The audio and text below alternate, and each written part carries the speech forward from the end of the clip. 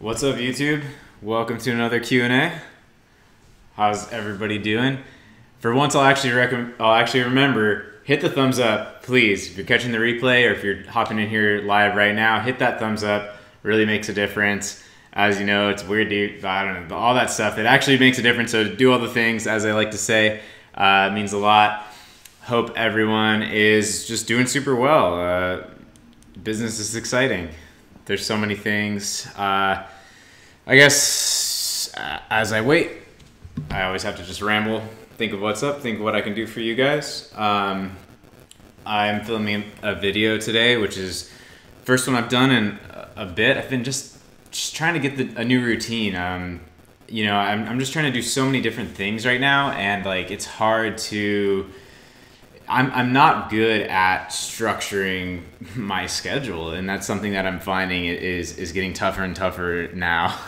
Now that I have more and more things going on, so working on that. If anyone has any tips on that, I'm down to listen.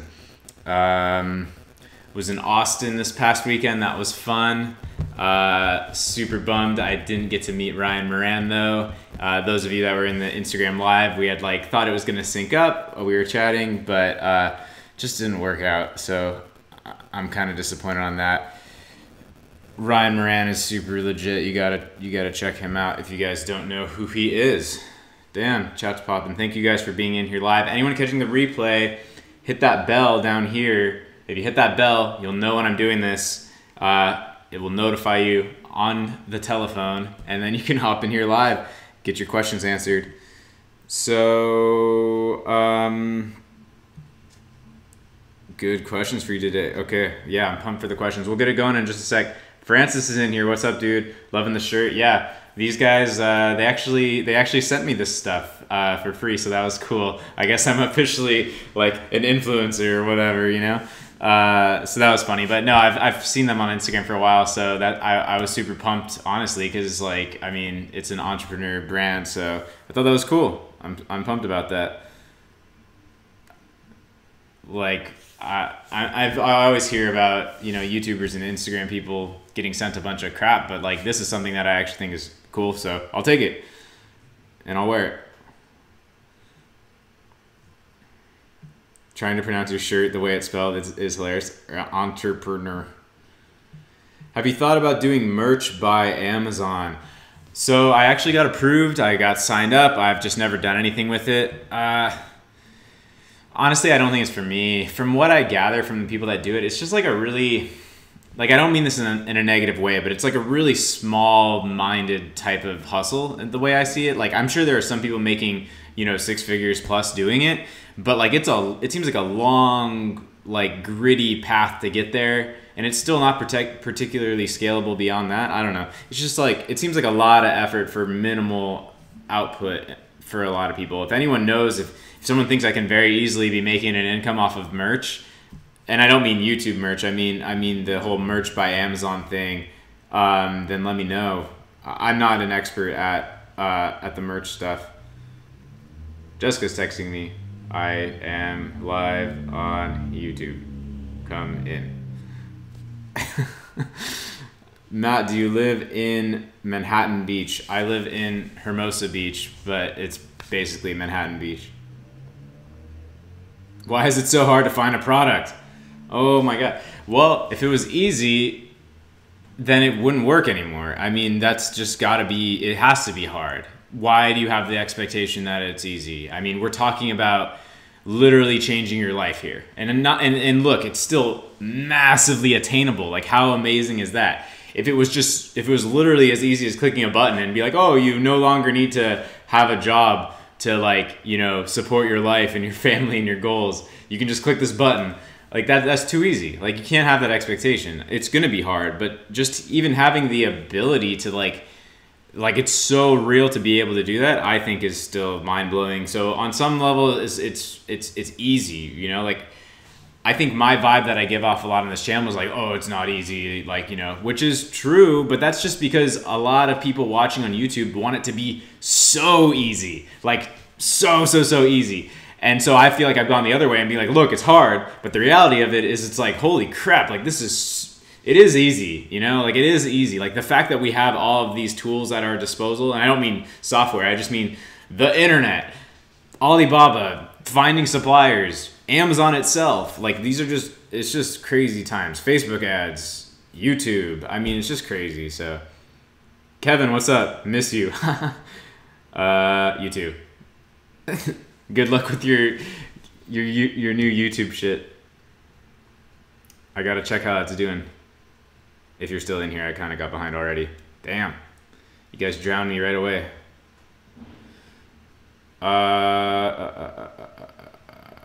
What is your experience with Asia inspection for pre-shipment inspection? They cost about $300. I know there's cheaper ones around $100. I've just personally used Asia inspection because I got really good reports from them. Super thorough, super detailed. So I cannot complain about Asia inspection. Not the cheapest though, but I've personally used it, was happy. How do you get the video files from filming over to Francis in the Philippines for editing? Google Drive. I'm actually going to be upgrading my internet here. Francis, you don't even know that yet, but I got sold on some different internet, which I've been meaning to anyways, just like the FiOS stuff. So they like raised the price of my current internet and made it worse. Makes no sense. So I figured I'd just get the FiOS internet. But yeah, as of right now, I just do it on Google Drive. That's exactly what I'll be doing. Just right now, it might take me a few hours to upload my footage, whereas now, I don't know, it might take a few minutes, so that'll be cool.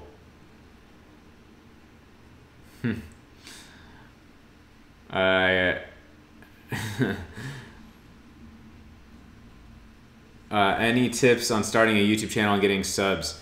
Look, I would say from my experience, and this won't be applicable to everyone, but having a great story is huge. Like, look, if I had, like, you've got to have something interesting. You have to have something that people are interested in. Like, if you look at my level of breaking through the YouTube noise, if you look back, it was because I came into this YouTube space as an experienced Amazon seller already.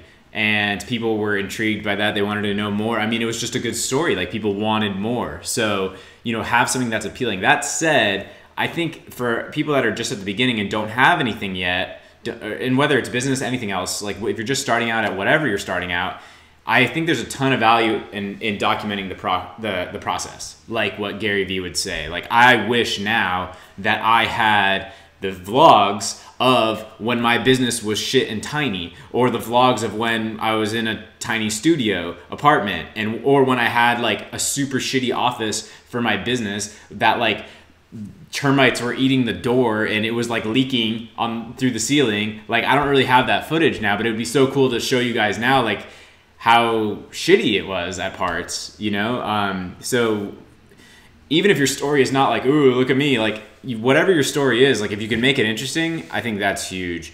Yeah. Have something that people want to know about. It's going to be a massive advantage for you. You can't just be like, oh, I'm going to the store. I'm in my car. I don't know. Like, there's a lot of like YouTube, no offense to those people, but I just don't care for like the meaningless stuff. And yeah, sure, I'll do like vlog style, but if you notice, I don't think I've ever had a vlog that doesn't have at least a couple minutes of me trying to give value in some way. Like, even when I did vlogs when Jessica and I were just in Hawaii, just basically for fun, I was still talking about entrepreneurial things and how it all tied in. And I think people still got value from those basically vacation vlogs. And I know that for me, like just my mentality on life is like, I don't want any opportunity to be missed. Like, I'm trying to squeeze everything out of everything. And it's like, I don't want just pure entertainment. Like, back to the internet thing, like they offer like cable or whatever, right? And I'm like, I literally don't care. Like, I just only want things that are going to add value to my life. And anything that hinders value in my life, I cut out. And that even ties in with like my health obsession stuff, like how I really don't like to drink alcohol. I never really cheat on diet. Like, I don't want anything in my life, whether that's business content or food or certain drugs versus other drugs. Like, I just don't want things that are negative towards me. So I don't know. Everything needs to be a value add. That's like just the way I look at everything. Are you able to create your own packaging rather than use Amazon packaging, which can possibly help build and advertise your brand? So I assume you're talking about the actual box that your product comes in. You cannot control that, like the Amazon box. You can, of course, control your product box, the individual product, but the way Amazon packs it beyond that is it's going to be Amazon branded. They're not going to, you can't mess with that. What is a good conversion rate? My conversion rate is averaging 18 to 20%. That sounds excellent. Like, look, in general, I mean, that's phenomenal. Like, look, but like the weird thing about Amazon is like every product, every market is different. Like, who knows? It might be possible for you to get that up to 25, 30%. On the other hand, if you're talking like a Shopify store, 2 to 3% is like great. So 18 to 20 is already like absurd. And some products might just be under 10 just because that's the way they are. It's just a product that has more options or has more competition or has more like thought that is needed to make the choice. So you really can't pin it to like 15 is like, I can't say like 12 is bad and 13 is good. You know what I mean? Like, it's going to really vary by products. 13 might be off the charts good for some products, whereas 12 might be the low end for some other products. So, you know, you've got to just try to increase your own conversion rate based on your own data. So look at where you're at, see what you can tweak, see how it adjusts. What do I do for product reviews? Email follow-up sequence, something like Feedback Genius, Feedback Whiz, and a lot of sales. Francis, I should upgrade mine too to follow up. I also have blazing fast FiOS connection, so downloading is not an issue. So downloading, yeah. So Francis has super fast. Damn, I didn't realize it was FiOS over there. That's awesome. But yeah, Francis has. I think we upgraded internet for Francis a couple times, if I remember. I think you had to do it like because we struggled with it a bit. But right now, like I think Francis's internet is as good as mine, honestly. Health question: what do you use as a sweetener? Heard sugar and artificial sweeteners are bad for you. Yeah, definitely. I mean, I see sugar as like toxic, literally. So, and a lot of the artificial sweeteners are bad. Personally, on my current diet, being like, you know, very clean diet, ketogenic, sort of modified paleo, I just don't really need sweeteners. Like, I just don't have I don't have that need anymore. Like even if something were to have a clean sweetener like stevia, I personally just prefer it had nothing. That's just my tastes and what I want to put into my body. So for example, like I eat 100% dark chocolate. Some people might not like that. I do. So I don't like sweeteners. But if I am going to use sweeteners, here these three I would say are safe from my knowledge and taste fine and are clean. But monk fruit fascinates me right now. That one for sure. I would actually put at number one, and then below that I'd put stevia and erythritol. I don't like xylitol. Xylitol makes me feel not good. So be careful with xylitol. And xylitol, it can kill your dog. So don't let your dog eat xylitol. And the fact that it can kill your dog makes me skeptical of what it could do to humans. Some people say I can register my brand trademark myself on USPTO. Do you think it's okay? Look, you might be able to register a trademark yourself. True. Personally, I would say that's not okay. You want to make sure those types of things are done correctly by professionals. That's just my outlook. I would never try to do that myself. Like, what if you file it, you save some money, but then it's not done right, or it doesn't actually protect you, or you're infringing on somebody else's trademark. By having a professional, they're gonna look out for all these things for you. What is the easiest way to get the first 5 reviews? Well, it depends if you're asking what's the easiest or what's the actually allowed way. Because the only actually allowed way to get reviews is to sell product and to get some of those customers to leave a review just basically authentically. You can ask them neutrally to leave a review. Now, by easiest, you're by nature of that question, you're asking for something that is black hat or gray hat, meaning not entirely allowed. The common one, which I personally wouldn't recommend, I personally definitely don't do, but the easiest, fastest way, a lot of people will have distant friends or friends of a friend buy their product and leave a review.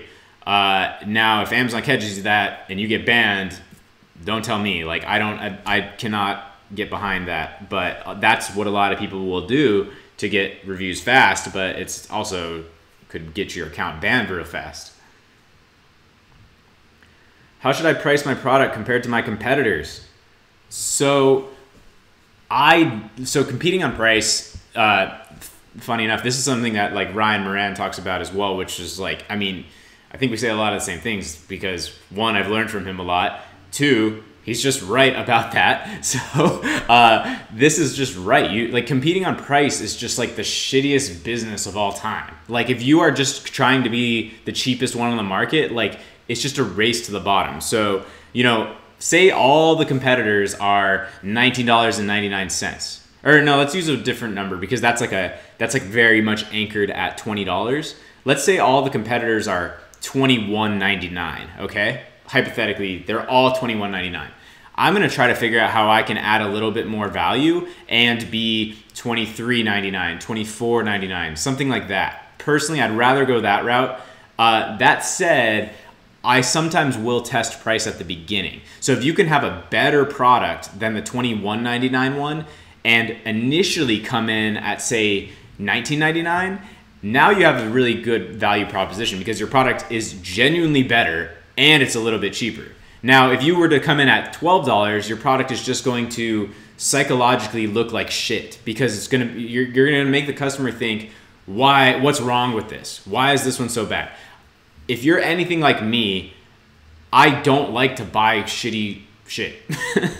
Like I really don't. Like and I don't mean that to come from a place of like, oh, I have money to spend on stuff, but like even when I didn't have money, like would you rather spend 15 bucks on something that you think is going to break, or would you rather spend 30 bucks on something that you feel will last you for forever, for life? Like I don't know, you're buying like a dollar store spatula, or you're buying like, you know, like a brand name like stainless steel, you know what I mean? Like I'd rather buy something that I'm confident is going to last, even if it's a bit more expensive. And I think that's just like a trend in products in general over like, I mean, it's hard to say, but I feel like it's in the time that I have like personally became a consumer, like, I don't know, from going from a kid to now, like, I think there's been more of a shift towards like, we want stuff that lasts. We want stuff that's good. Like, we don't want this disposable crap. So, you know, there's a lot of people that are not looking for the cheapest thing. So if that means if they're all 20, maybe you're 30, but you have to do something to actually be like worth it. Can you sell unrelated products under the same brand? Sure, it's just less of a brand at that point. But you can sell them under the same brand name if you want to just experiment and things like that. I do that on one sort of. It's like, but I don't even really think of it as a brand. It's more like a label. My product is in production. What should I be doing right now while I wait? Core thing there is build out all of your listing. You know, you need to be optimizing everything ready for your day one plan, whatever your day one plan is. You have to be ready for it, obviously. Now on top of that, it's whatever you're doing to prepare for that. Obviously, you need to know what you're going to do on that day one, as far as PPC, as far as any external promotions you're planning on running on Facebook, any list that you've been able to build up in the meantime. If, you know, I'm always a little hesitant to like recommend like, oh, like build an email list, because I just know firsthand, like email is not my strong suit, and like that's always sort of complicated and overwhelm me a bit. So it's like, I just know that I'm pretty sure like 95% of people watching will not actually build an email list before their first product launch. But if you are savvy to that, then build your email list. If you're good at Instagram, do that. If you can do a Facebook group, do that. If you just want to learn Facebook ads and do that, then that doesn't even need a list. You can just start that right away and basically run your own viral launch sort of thing on your own through Facebook ads. I'd recommend something like that.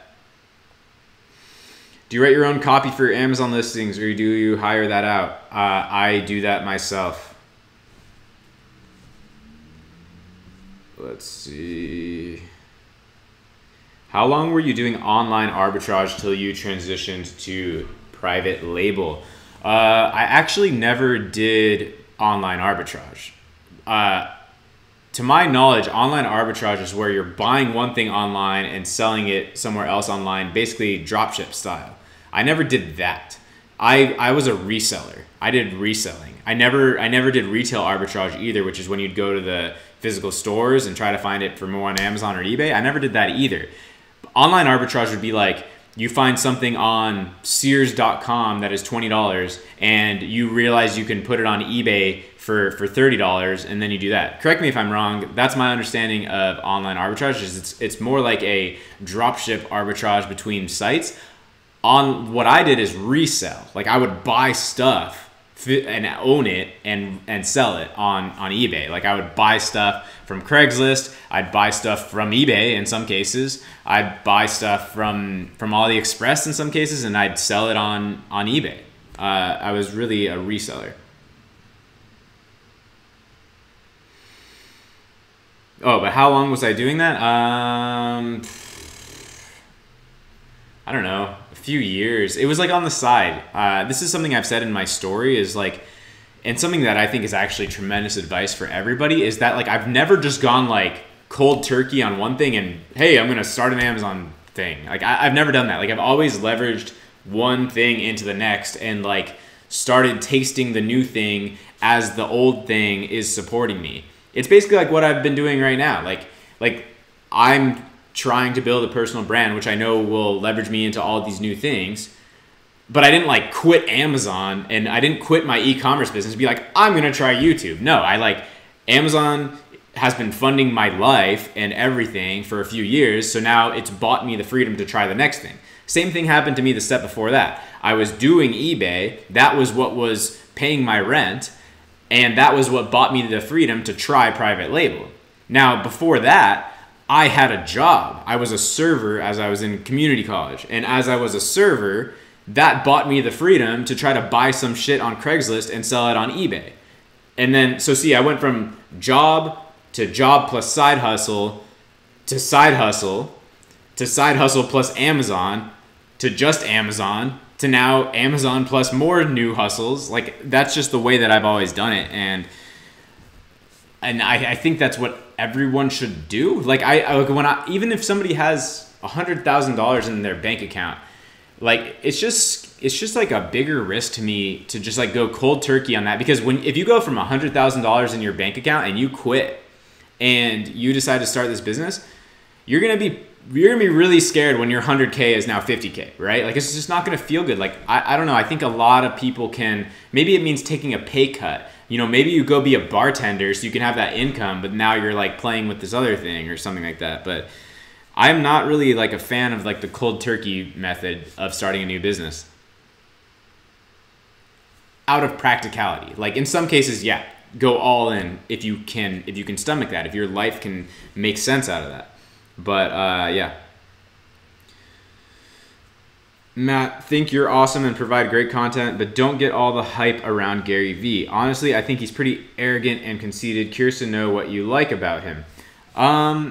It's a good question. I mean, I like Gary a lot. I just think he's a good guy.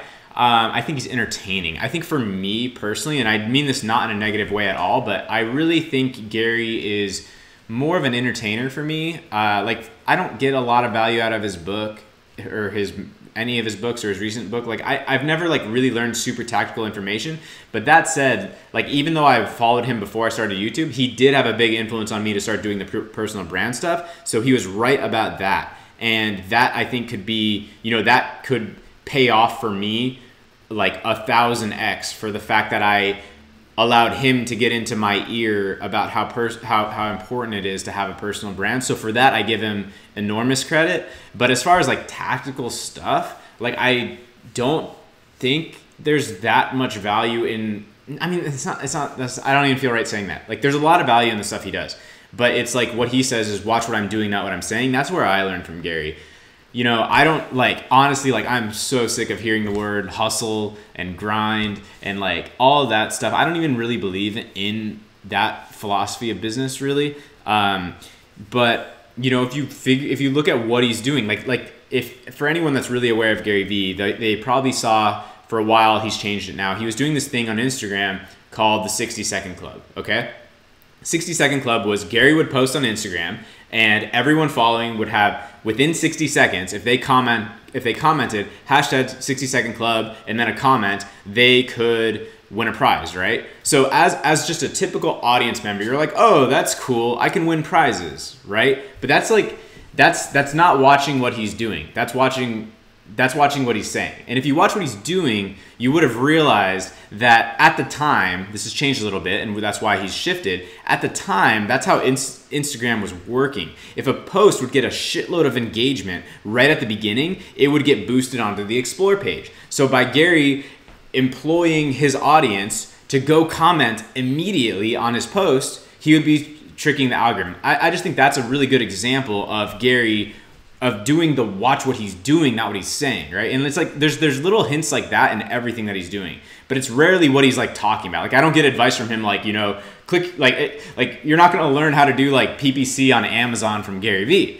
but you're gonna learn some sort of overview, different type of thinking, like the personal brand stuff. Like maybe that makes you realize that this fitness brand you're starting on Amazon, that you should actually be doing the document thing with your phone, and you should be building, you know, like all these worlds are coming together, all of them.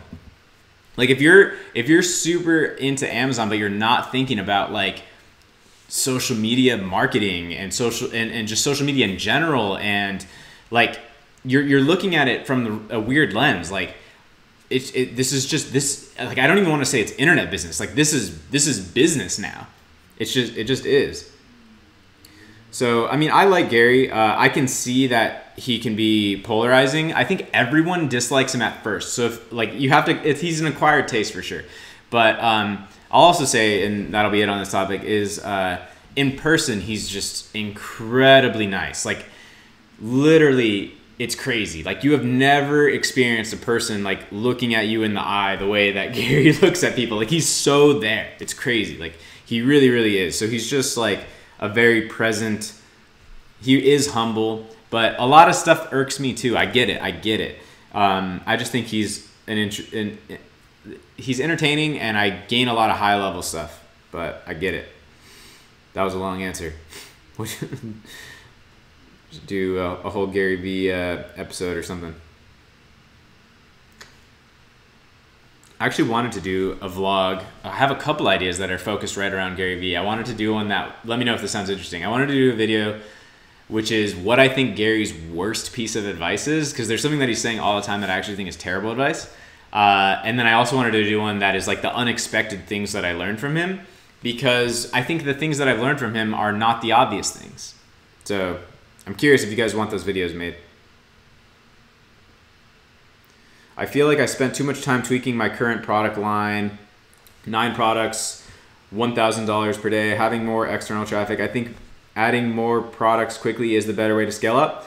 I do think adding more products is there's 2 ways to scale up, right? One is you pour more traffic and fuel onto your existing products, and the other is you add more products. I think both work. And I think that you can't neglect either. Like I see people making the mistake in both directions. Like I see people that have like great momentum on 1 or 2 products, but then they never expand. I think that is a major mistake. But that said, you can't just be like launching product, and never trying to boost it either. So I think it's a balance. In your case, 9 products, 1,000 a day. Like I would say, I would probably try to do some of both. Like, are there any obvious products you can launch that are just clear opportunities that relate to your current products in your current brand? If so, go for it. Now, at the same time, are there any obvious improvements and ways to grow your top 1 or 2 or 3 sellers? Probably. I think you should do that as well. GaryVee is awesome motivator. I have learned how to use Facebook and Instagram for marketing my personal brand. Yeah, same a lot. I mean, if you looked at my social media 1 year ago, I mean, I basically was a ghost. I didn't exist. Like I didn't even post personally. Like I didn't care. I didn't think about it as important. And now I realize like social media is like, I mean, like I still don't even grasp. I mean, I grasp it, but like I get really excited about it, because I think even the people watching this, like you really need to reevaluate how important you think social media is, because there's a lot of negative towards social media right now, but like the leverage and the opportunity within it is insane, because the reality of it is it's like what I said earlier about this. We're not talking internet business, we're talking business. And this is not social media, this is media. This is networking. This is life in 2030. You know, this is just it. Like there is no else. Like, I don't know, it's just so important. It's so important. So the way that I see it is like, here's the way I see it. Like and here's why I even ever first thought to start a personal brand. I would look at people like GaryVee, people like Tim Ferriss, smaller people that I personally looked up to, like Ryan Moran, and I would think like what they have in common is I'm watching them. I'm listening to them. Like that is the crazy thing. Like that's what that level of entrepreneur or leader has in common, is people are listening to them. People are following them. People are influenced by them. People will do what they have to say, have some leverage to get things done in the world, to launch a new business, to, you know, open a new conversation with people. Like Tim Ferriss, and I mean, he's at the top level, but Tim Ferriss can like mention something and it's gigantic. I basically like set out to be a 1% Tim Ferriss. Like that would be like my goal as a personal brand, is like be a 1% Tim Ferriss, be a 2% GaryVee.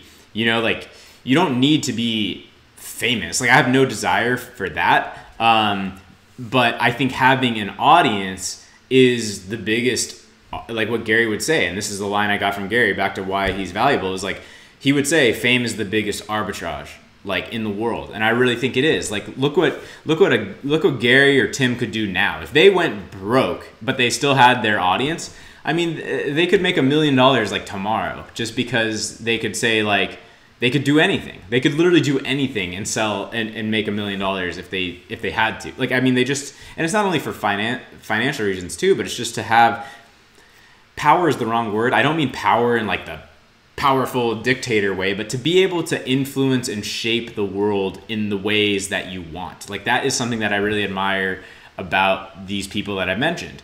Like on a weird rabbit hole, I'll go here for a second. Like I really love the fact that Tim Ferriss, he supports and talks about psychedelics, right? So on two levels is he able to move the conversation on psychedelics. One, he has this massive platform and he has probably shifted tens of thousands of people's thinking around psychedelics, I would imagine. On the other hand, he's donated $1 million to psilocybin research at Johns Hopkins, I think. That's crazy. I mean, it's just crazy to be able to like do things that you just like be like, I want that to happen in the world, and just you make it happen. I think that's the coolest thing about wealth and influence. Like this is all one game, you know? I feel like all of everything I'm saying on today's Q&A is really just like tying together really nicely, but it's all one game. Like whether we're talking about either of these fields, like it's all just the same pursuit of the same thing, which I don't even know if there's a word for it, but for me, it's just about progress and growth and improving and, you know, shifting the world in some way. It's like what I don't know if you guys saw, if you're not following me on Twitter, go follow me on Twitter, Matt Loberstein, but I tweeted something which I don't really do regularly, but I said business is a means to an end. And then I also put it out on Instagram and asked if people agreed or disagreed with me. And surprisingly, like 37% disagreed. And I thought that was shockingly high, because I do think business is a means to an end. I think that there are very few people that want to do business for the sake of business. Like, and I'm talking from the entrepreneurial perspective. Obviously, like, you know, businesses fill a lot of gaps in just necessary areas of the world. But I think that entrepreneurs don't do business for the sake of business. They do business as a means to an end. They do business to buy themselves the freedom to do something else. They do business to impact an area of the world, or to make something better, or to have some other goal. Like, it's not just like business for the sake of business. It's like there's always another goal, whether that's a personal freedom impact, which is a great goal, or it's a, you know, like I want to be able to donate to this, or to, you know, start this other business that will actually have an impact on this area of the world. I don't know. That was a bit of a tangent, but hopefully that was interesting.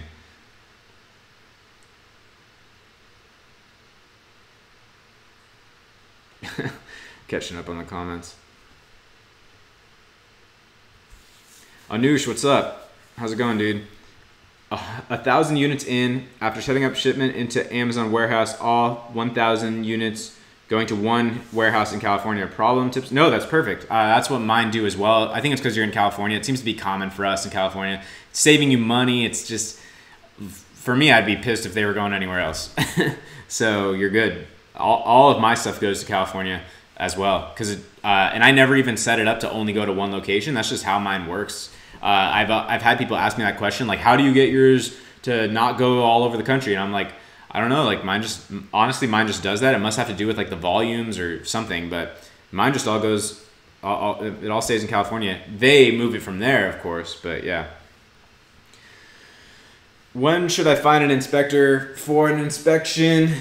How long after production begins for pre-shipment inspection? I would say get in contact with the inspector, like, a week or two before you expect the shipment to be finished. You need to coordinate with your factory, right? And be like, what would be the best day?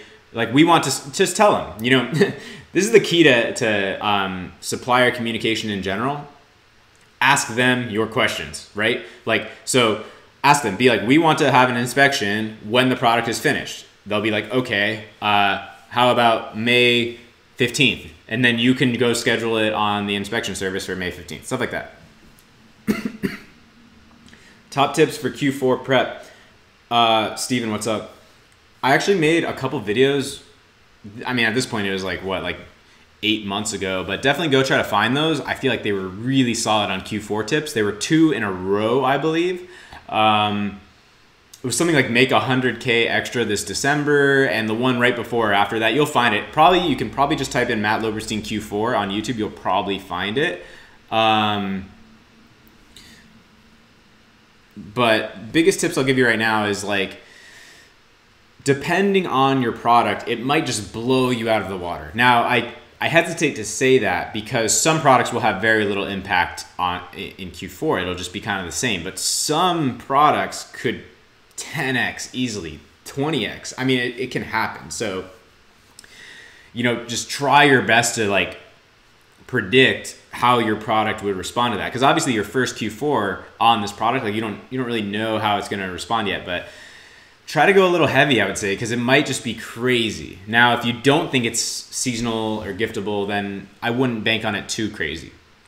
That said, actionable tips would be that the advertising landscape is completely different during Q4 because of, really one reason, and it's because there's more traffic. And because there's more traffic overall, that means the budgets are spent faster, which means that like all of the bidding and all of the spend, it completely goes out of its normal equilibrium during Q4 because they're just getting bought up more. Like imagine that, it's say your PPC is like equilibrated such that your hypothetically your $10 budget takes all 24 hours for it to spend your $10 budget, right? Let's say that your bid is such that that's how quickly it spends your budget, right? Like your bid is equal to $10 taking the whole day. So you're bidding, 70 cents a click, and at that range of bid, it takes you all day to spend $10. Well, during Q4, you might wake up at 9 a.m. and see that you've spent $9 or $10 already just because there's more traffic. It's just plowing through the bidding system faster. So sometimes that can mean cheaper clicks, actually. I feel like that's changed in the last 1 or 2 Q4s. A few years ago, it would go that direction hard. Now I think more people have started to implement the types of strategies that I'm talking about. So now that doesn't happen as much, but there's still way more traffic. So like, if you always see this one guy in the top results, like he might get maxed out his budget during Q4, stuff like that. So just be aware that it's all going to go out of whack. So you kind of have to be playing it like an instrument, like during Q4. You have to see how fast it's spending, what's going where, like just kind of like constantly be monitoring and tuning. Whereas normally I might monitor and tune it like, at this point, like maybe every like month or something. Like I'm not really doing as much active tuning once it's set and going. But during those times, you want to be seeing like, how much have I spent by noon? Like, is this spending too fast, spending too slow? Which keyword, like there's just a lot more you can look at when the traffic is higher because it's all just going to happen accelerated. Luke, what's up, dude?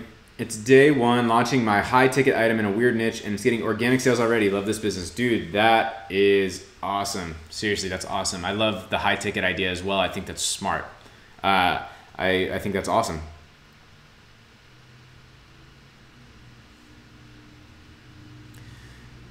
What do you think about combining private label products with digital content, videos, blog posts?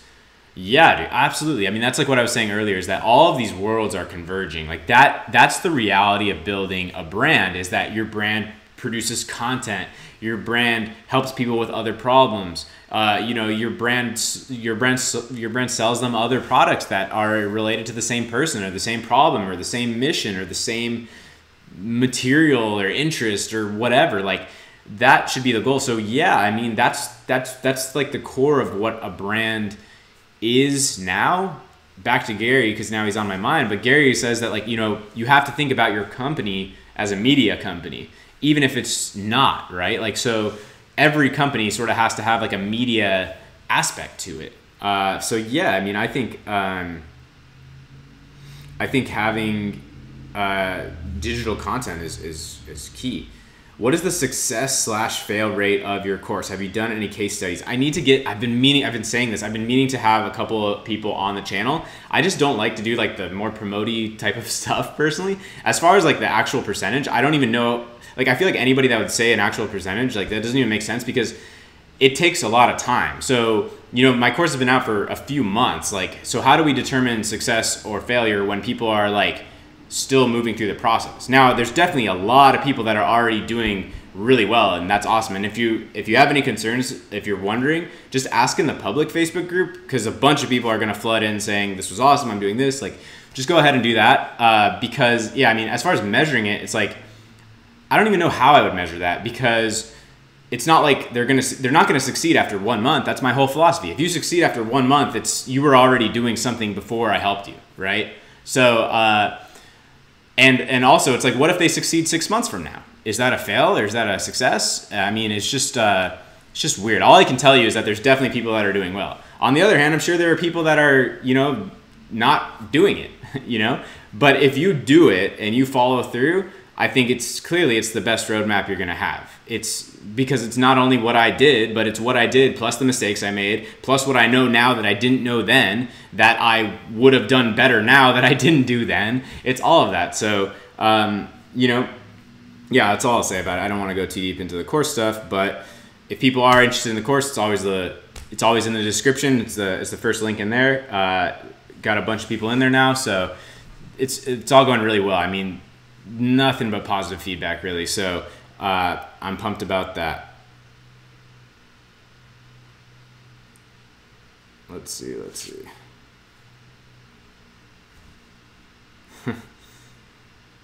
Guys, drop a few more questions in and then we'll wrap it up. Give me a few more. It looks like I just about caught up to the bottom. So let me just see if I can hit like 1 or 2 last ones, and then I'll do it. I will not quit until he gives us Latin people love. Yeah, I suck at Spanish, dude. I'm sorry. I just can't speak Spanish very well. Psychedelic experiences. Maybe another time.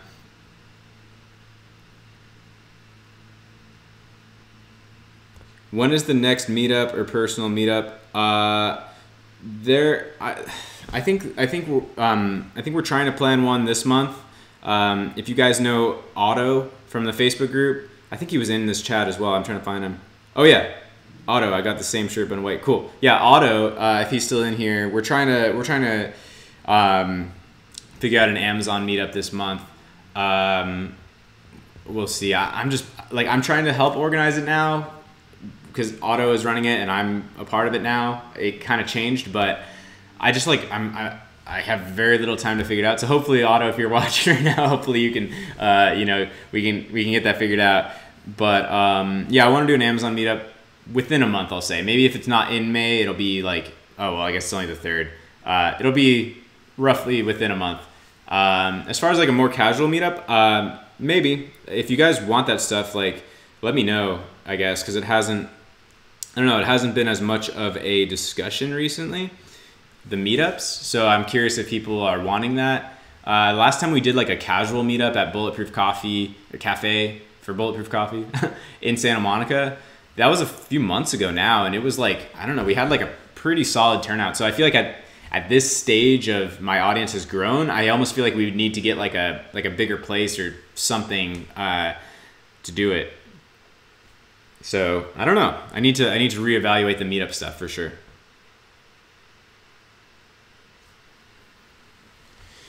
How many members are in the course? I think it's like, I don't know, like 170 maybe. I could be off, something like that.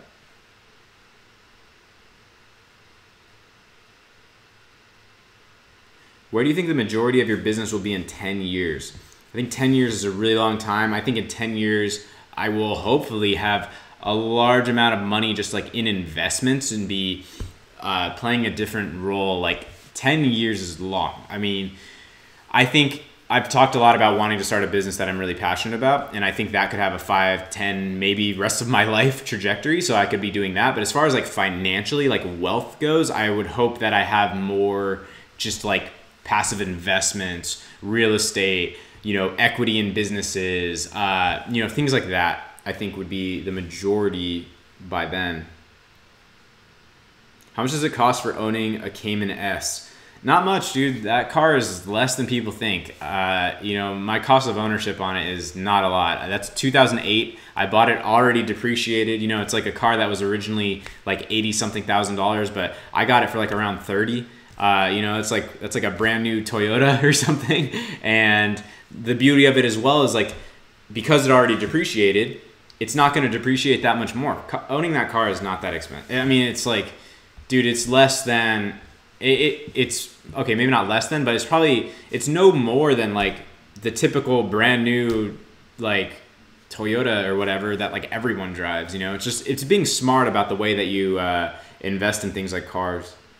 Same thing that goes for watches, if you guys have heard me talk about that before.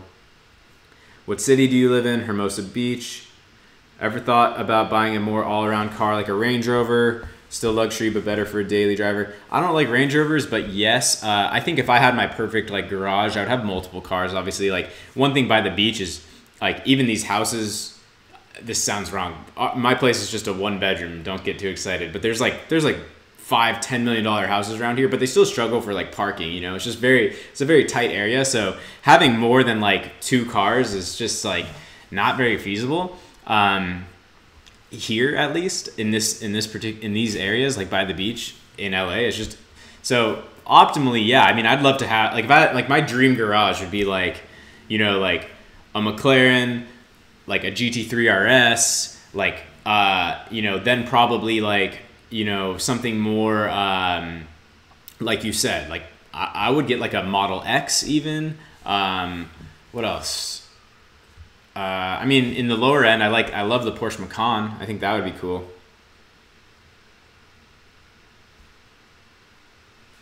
Anyways, I think I'm gonna wrap up there.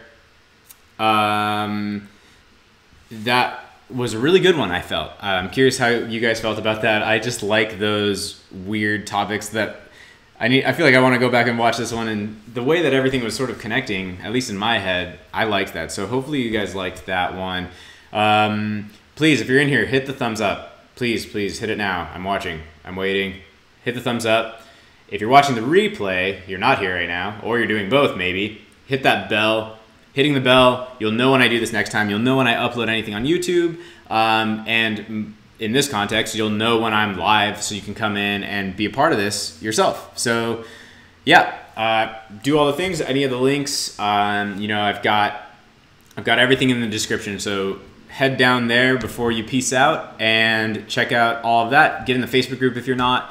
It's all down there. So thank you guys, really appreciate it, and I'll see you in the next video.